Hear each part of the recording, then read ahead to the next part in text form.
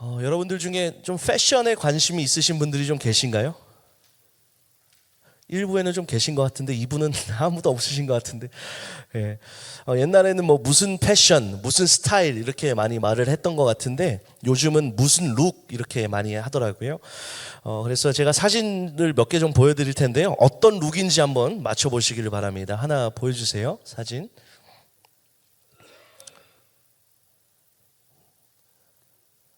예. 지금 보시는 요 룩. 드라마에서 많이 보던 룩이죠. 예.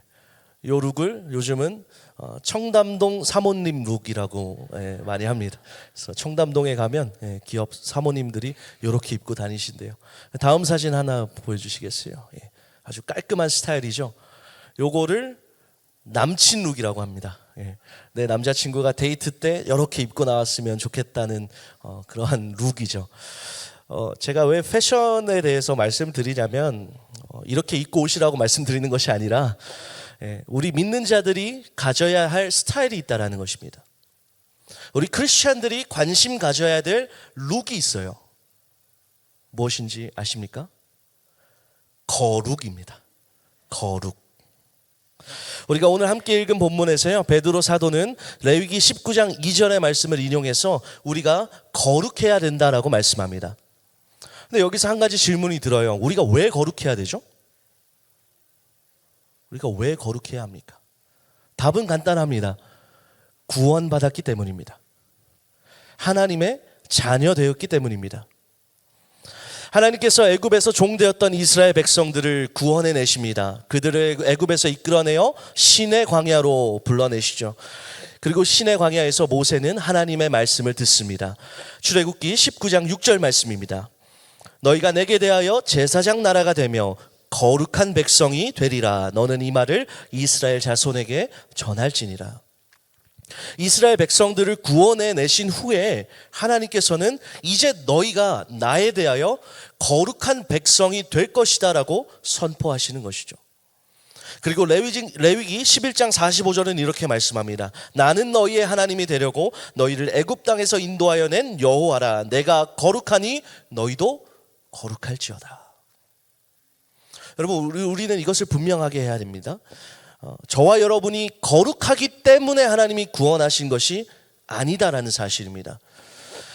그러나 하나님께서는 저와 여러분을 택하시고 부르시고 하나님의 자녀 삼아 주셨습니다.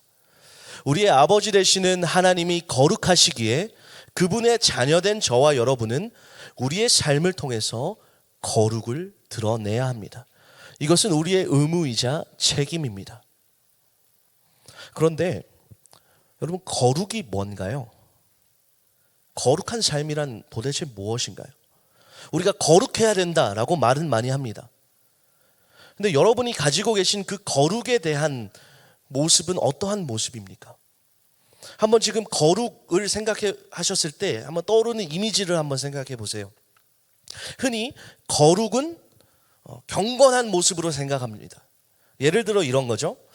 주일에 아침에 일찍 일어나서 샤워를 딱 하고 꽃단장을 하고 양복을 잘 차려입고 성경책을 팔 한쪽에 끼고 교회에 나와서 예배당에 딱 조용히 앉아서 점잖게 예배드리고 돌아가는 모습.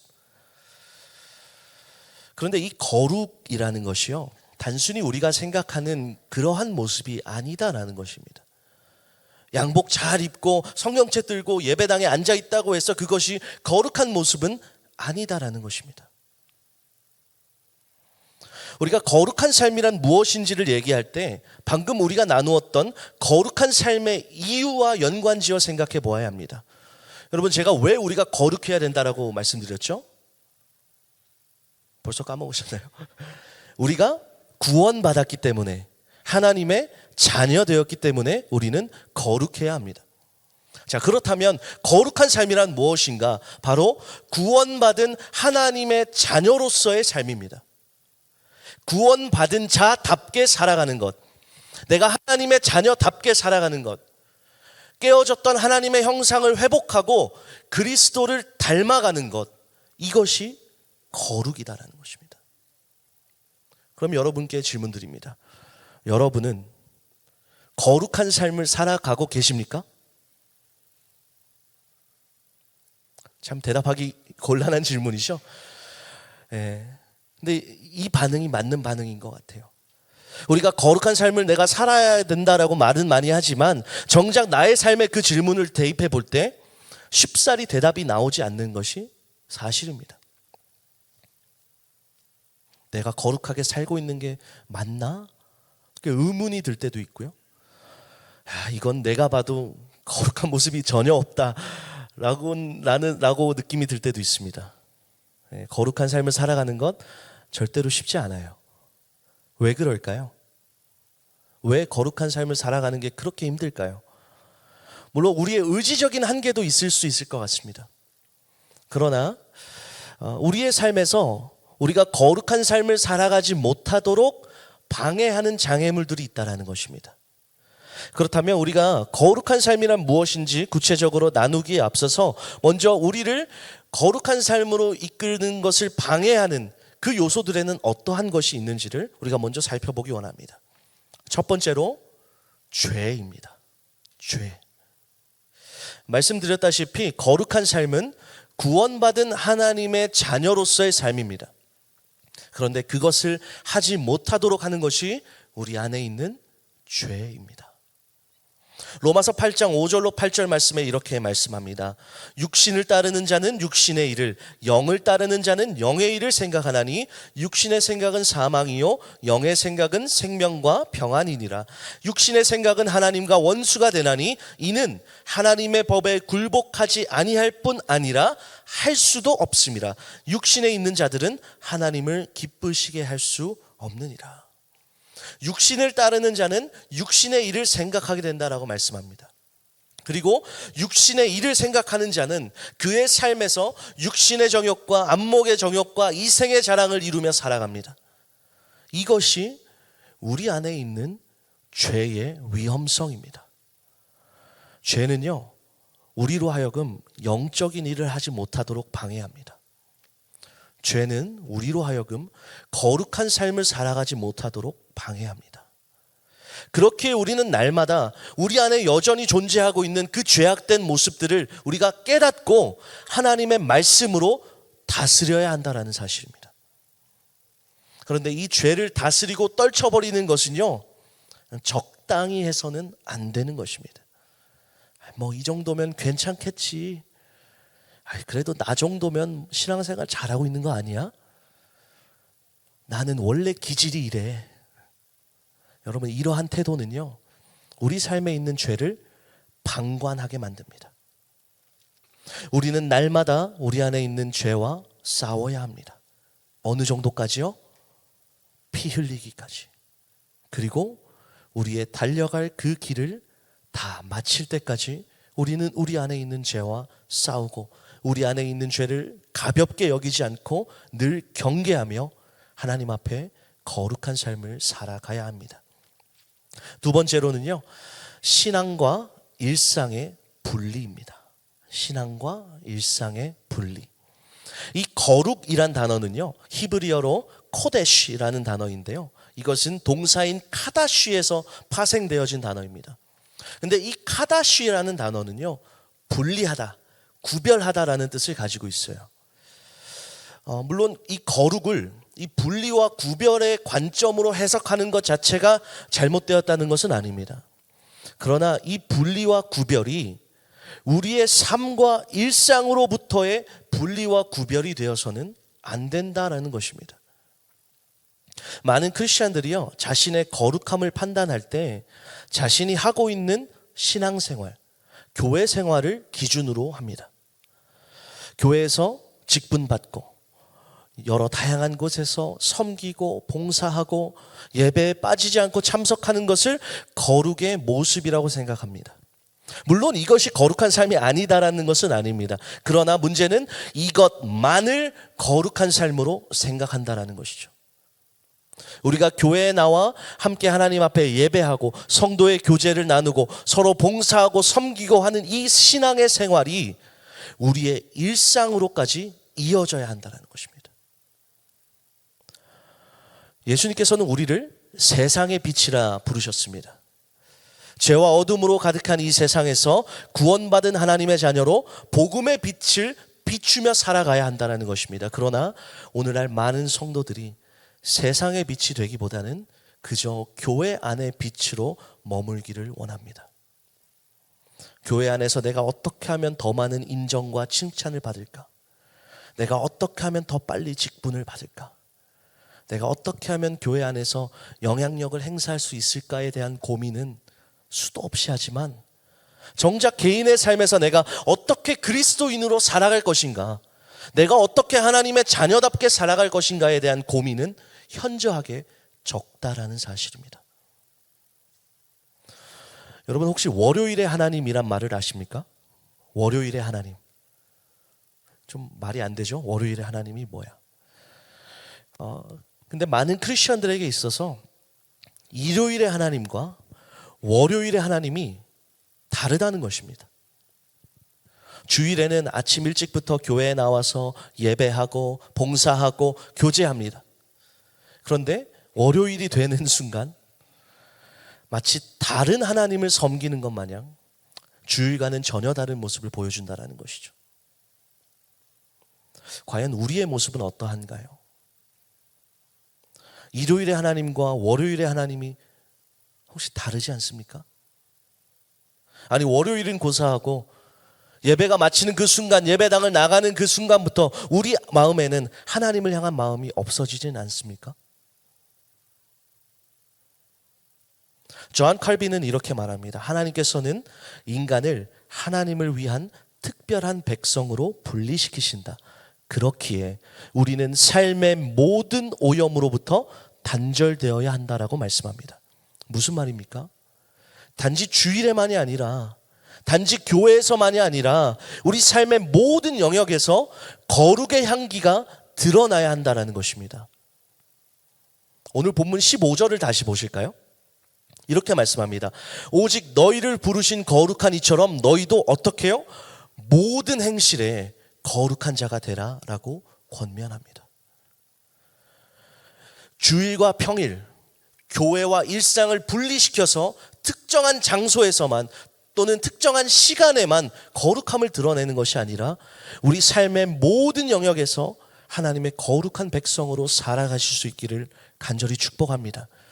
세 번째로 우리의 거룩함을 방해하는 요소는 바로 이신칭의에 대한 잘못된 오해입니다.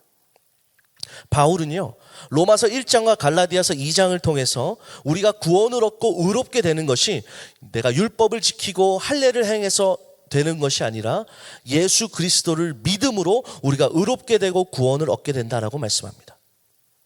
이 이신칭의의 교리는요, 우리 구원에 있어서 너무나도 중요한 교리입니다.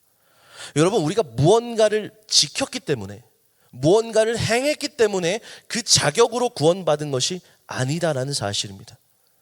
우리가 너무나도 잘 아는 말씀이죠. 에베소서 2장 8절과 9절 말씀 우리 함께 읽어볼까요? 시작.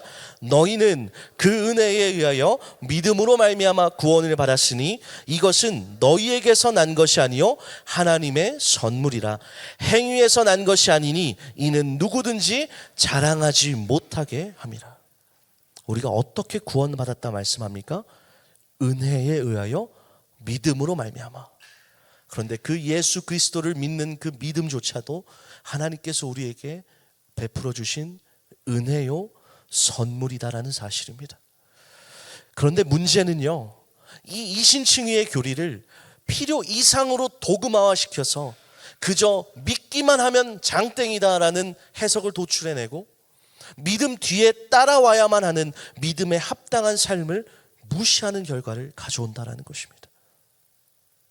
앞서 언급해드렸지만요, 로마서 1장에서 바울은 우리가 믿음으로 의롭게 된다라고 선포합니다. 그런데요, 중요한 사실은 이 로마서가 단순히 이신칭의만을 말하고 있는 것이 아니다라는 것입니다.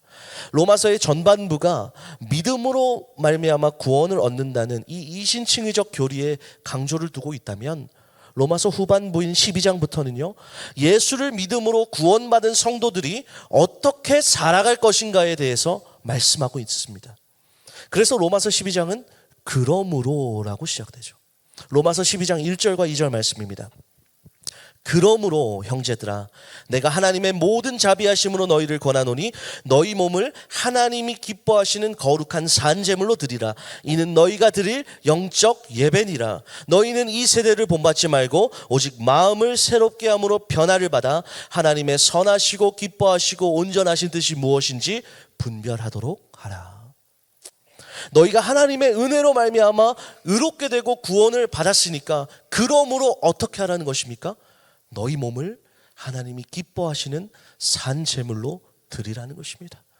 너희의 삶에서 하나님의 그 선하시고 기뻐하시고 온전하신 뜻이 무엇인지를 분별하고 그 뜻대로 살아가라라는 것입니다. 그래서 이 이신칭의와 거룩은요, 상호 배타적인 관계가 아니라 상호 보완적인 관계입니다. 우리가 진정 하나님의 은혜로 말미암아 구원을 받았다면 그 구원받은 자로서의 합당한 삶이 뒤따라와야 한다는 것입니다. 그저 은혜만 강조하고 믿음만 강조하고 그 뒤에 따라오는 그의 합당한 삶을 우리가 무시한다면 여러분, 그것은 초대교회와 교부시대에 있었던 이단으로 간주됐던 그 영지주의자들과 다를 바가 없다는 것이죠. 그리고 예수 그리스도의 십자가를 무의미하게 만드는 것이 되고 하나님의 은혜를 값싼 은혜로 치부해버리는 것이 됩니다. 그렇게 우리는 늘 우리에게 베풀어 주신 그 하나님의 은혜에 감사하며 그 은혜를 기억하며 그 은혜에 합당한 삶으로 나아가야 할 줄로 믿습니다. 지금까지 거룩을 이루지 못하도록 방해하는 세 가지 요소들에 대하여 살펴보았습니다. 그렇다면 이제는 우리가 어떻게 우리의 삶에서 거룩을 이루어갈 수 있을지, 거룩을 이루는 그 삶의 모습은 어떠한 모습인지를 우리가 함께 살펴보기 원합니다. 첫 번째로는요, 거룩한 삶을 이루기 위해서 우리는 성령님을 의지해야 합니다. 우리 안에 내주하시는 성령님을 의지해야만 합니다. 왜냐하면 거룩은요, 절대로 인간의 힘으로 이룰 수 없는 것이기 때문입니다.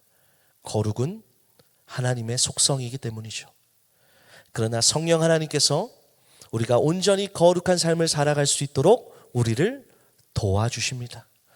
우리 안에 아직도 존재하는 그 죄의 부패를 깨끗게 하시고 우리를 순결하게 하심으로 말미암아 거룩한 백성으로 살아갈 수 있도록 성령님께서 우리에게 힘과 능력을 더하여 주시는 줄로 믿습니다. 그래서 성령님은 마치 우리의 거룩한 삶을 지휘하는 지휘자 같습니다. 우리가 온전히 거룩한 삶을 살아가기 위해서는 그 거룩한 삶을 지휘하시는 성령님의 인도하심에 따라가야 하는 것이죠. 갈라디아서 5장 16절은 이렇게 말씀합니다. 내가 이르노니 너희는 성령을 따라 행하라. 그리하면 육체의 욕심을 이루지 아니하리라. 여러분, 아무리 뛰어난 연주자라 할지라도요, 그 오케스트라를 지휘하는 지휘자를 따라가지 않으면 절대로 완벽한 하모니를 이룰 수 없습니다. 오늘 찬양대가 정말 귀한 아름다운 찬양을 올려드렸는데, 만약 찬양대 한 사람 한 사람이 우리 박태호 장로님의 지휘를 따라가지 않고 나는 여기서 음을 더 늘릴래, 나는 여기서 들어가고 싶지 않아, 이렇게 한다면 아름다운 하모니가 이루어지지 않겠죠. 저와 여러분의 삶도 마찬가지다라는 것입니다. 우리가 거룩한 삶으로 나아가기를 원한다면 우리를 인도하시는 성령님의 지휘를 잘 따라가야 한다는 것이죠. 성령을 따라 행함으로 우리가 하나님과 사람들 앞에서 거룩한 하모니를 이루어낼 수 있기를 간절히 축복합니다. 두 번째로요, 거룩한 삶은 우리 이 땅에서 정의와 공의를 이루는 것입니다. 하나님의 거룩하심은요, 하나님의 공의를 통해서, 하나님의 정의를 통해서 나타납니다. 이사야 5장 16절은 이렇게 말씀합니다. 오직 만군의 여호와는 정의로우심으로 높임을 받으시며 거룩하신 하나님은 공의로우심으로 거룩하다 일컬음을 받으시리니. 하나님께서 왜 거룩하다 일컬음을 받으신다 말씀하죠? 하나님은 공의로우시기 때문에, 하나님은 정의로우시기 때문에. 하나님께서는 참혹하고 비참한 인간의 현실 속에 그분의 정의와 공의를 행하십니다. 그렇기에 하나님의 거룩하심 같이 우리도 우리가 살아가는 그 삶의 현장 속에서 정의와 공의를 실현시켜 나가야 할 줄로 믿습니다. 여러분, 거룩한 하나님의 자녀로 우리가 부름받았는데 우리가 부당한 방법으로 돈을 벌어서 되겠습니까? 거룩한 하나님의 자녀로 부르심을 받았는데 우리가 어떻게 거짓된 행동과 말로 다른 이들에게 상처를 줄 수 있겠습니까? 우리가 거룩한 하나님의 자녀인데 어찌 우리가 불의한 일을 도모할 수 있겠습니까? 물론 쉽지 않습니다. 눈 한 번만 딱 감으면 내 앞에 이득이 찾아오는데 그것을 지나치는 것 절대 쉽지 않습니다. 정의롭게 행해서, 공의롭게 행해서 오히려 나에게 피해가 돌아왔다면 앞으로 정의와 공의를 이루는 것, 그 삶을 행하는 것 절대로 쉽지 않습니다. 그럼에도 불구하고 우리는 그 길로 나아가야 된다는 것이죠. 하나님의 공의와 정의는요, 이 세상의 가치관과 반대가 되기 때문에 이 땅을 살아가는 우리가 정의를 행하고 공의를 행하는 것이 결코 쉽지 않다는 것이죠.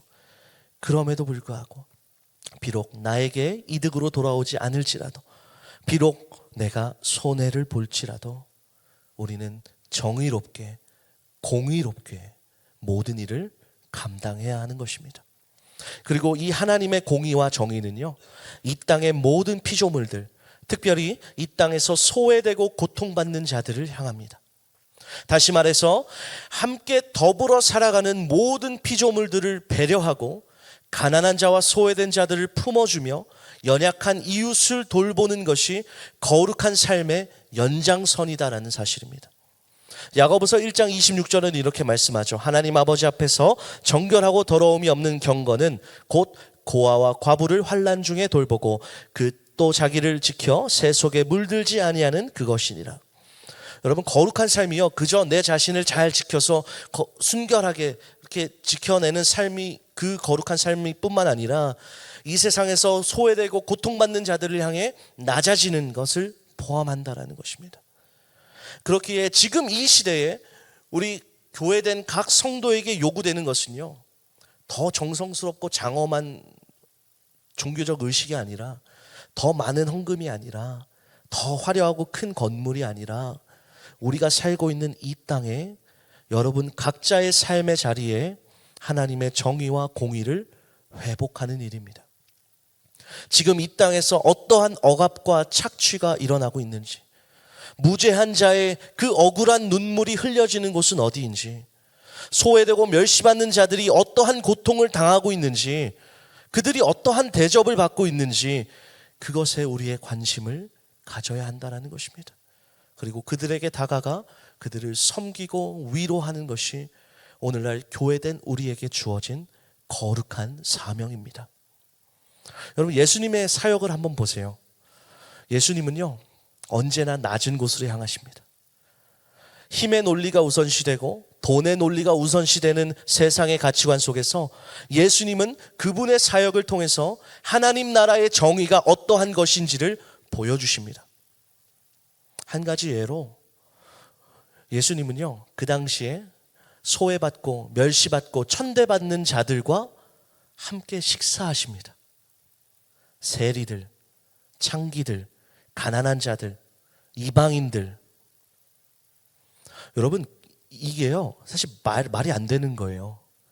왜냐하면 그 당시 사회에서 그들과 함께 있는 것 자체가 죄악시되던 그 시대 가운데 예수님은 오히려 그들을 찾아가십니다. 그리고 그들의 소리를 들으십니다. 그들의 소리를 들으시는데 어떠한 소리를 들으시냐면 사회적으로 묵음 처리된 소리를 들으십니다. 여러분, 이것이 교회된 우리가 이 땅에서 이루어야 할 거룩의 모습입니다. 사회적으로 묵음 처리된 그 소리에 귀를 기울이는 것, 소외되고 멸시받고 고통받는 자들에게 다가가 그들과 함께하는 것, 이것이 오늘날 교회에게 요구되어지는 거룩의 모습이다라는 사실입니다. 우리 교회가 그러한 교회 되길 소망합니다. 이 땅 가운데 하나님의 공의와 정의를 회복하는 교회가 되길 간절히 소망합니다. 악하고 험악한 이 세대 속에서 고통받고 소외받는 자들과 함께 슬퍼하고 함께 눈물을 흘리고 또 그들의 사회적으로 묵음 처리된 그들의 소리를 우리가 귀 기울여주고 그들의 아픔을 공감할 때 우리 교회는 이 시대 가운데 거룩한 하나님의 교회로 세워지게 될 줄로 믿습니다. 마지막으로 우리가 거룩한 삶을 이루기 위해서는 우리는 하나님의 사랑을 기억하고 또 그 사랑을 실천해야 합니다. 흔히 생각하기에 이 거룩과 사랑 좀 잘 매치가 안 되죠. 그런데요, 이 거룩과 사랑 또한 상호 보완적인 관계입니다. 여러분 한번 생각해 보세요. 하나님은 거룩하시죠. 인간은 죄가 많죠. 어떻게 거룩하신 하나님께서 인간을 찾아오실 수 있나요? 논리적으로 말이 안 됩니다. 그러나 하나님께서 그렇게 하셨다는 사실입니다. 거룩하신 하나님께서 죄 많은 저와 여러분에게 먼저 찾아오셨다는 거예요. 그게 어떻게 가능합니까? 이유는 단 하나입니다. 사랑입니다. 그래서 하나님의 거룩과 하나님의 사랑이 공존하는 장소가 바로 그리스도의 십자가입니다. 거룩하신 하나님께서 죄악된 인간을 구원하시기 위해 아들 성자 예수 그리스도를 이 땅에 보내시고 십자가에 못 박으심으로 말미암아 우리를 그분의 자녀 삼아 주셨습니다. 그래서 바울은 로마서 5장 8절에 이렇게 고백하는 것이죠. 우리가 아직 죄인 되었을 때에 그리스도께서 우리를 위하여 죽으심으로 하나님께서 우리에 대한 자기의 사랑을 확증하셨느니라. 여러분, 이 하나님의 사랑은요, 어느 누구도 그 어느 것도 끊을 수 없는 사랑입니다. 그리고 이 사랑은 우리가 조금 실수했다고 해서, 우리가 좀 넘어졌다고 해서 변질되는 그러한 사랑이 아닙니다. 그렇기에 이 하나님의 끝이 없고 실수가 없으신 이 사랑이 우리로 하여금 거룩한 삶을 살아갈 수 있도록 만드는 원동력이 되어진다는 사실입니다. 때로는 거룩한 삶을 살아가는 것, 하나님의 자녀답게 살아가는 것, 그리스도를 닮아가는 이 삶이 불가능한 것처럼 보여질 때가 있습니다. 너무 힘들고 버겁고 짐처럼 느껴질 때가 있습니다. 때로는 우리가 너무 연약해서 넘어지고 실패할 때가 있습니다. 그러나 우리를 향하신 그 하나님의 끝이 없고 끊을 수 없는 그 사랑을 우리가 깊이 경험한다면, 그 사랑의 깊이와 넓이와 높이가 얼마나 크고 광대한지를 우리가 기억한다면, 우리는 실패하고 넘어진 그 자리에서 다시금 일어나 하나님이 원하시는 거룩의 삶으로 나아갈 수 있는 것입니다. 그리고 그 하나님의 사랑을 받은 저와 여러분은 우리가 속한 공동체 안에서, 여러분의 가정과 일터에서, 또 교회 안의 목장과 선교회에서, 우리의 삶의 모든 영역에서 그 하나님의 사랑을 우리의 삶으로 나타내야 한다는 것입니다. 하나님은 그분의 사랑을 통해 하나님의 거룩하심을 증거하셨습니다. 하나님의 자녀된 우리들도 우리가 받은 그 사랑을 가지고 우리의 삶의 영역에서 그 사랑을 실천함으로 하나님의 거룩하심을 나타내야 할 줄로 믿습니다. 말씀을 정리합니다. 하나님께서는 저와 여러분을 그분의 거룩한 백성으로 불러주셨습니다. 구원받은 하나님의 거룩한 백성으로 우리는 우리의 삶에서 거룩을 이루어야 할 의무와 책임이 있습니다. 물론 이 거룩은 하나님의 속성이고 매우 종교적인 개념입니다. 그러나 성경은 이 종교적인 개념을 우리의 일상으로 끌어들입니다. 거룩한 삶은 단순히 주일 또 혹은 교회라는 시간과 장소에만 얽매이는 것이 아니라 공동체와 관계라는 사회적 영역에서 확장되어 실천됨으로 완성됩니다. 온전한 거룩을 이루기 위해서 우리는 성령 하나님의 인도하심을 따라 일상의 거룩을 회복해야 되고, 또 우리의 삶 속에 공의와 정의를 실천해야 하며 사랑으로 충만한 삶으로 나아가야 한다는 것입니다. 여러분, 교회의 본질은 물질의 축복도 숫자의 부흥도 사이즈의 성장도 아니라 바로 거룩함입니다. 하나님께서는 우리를 어두운 데서 불러내어 거룩한 하나님의 백성으로 삼아 주셨습니다. 내가 거룩하니 너희도 거룩할지어다. 이 하나님의 말씀을 기억하시며 우리의 전 삶을 통해서 하나님의 거룩하심을 나타내는 저와 여러분 되시기를 주님의 이름으로 축복합니다.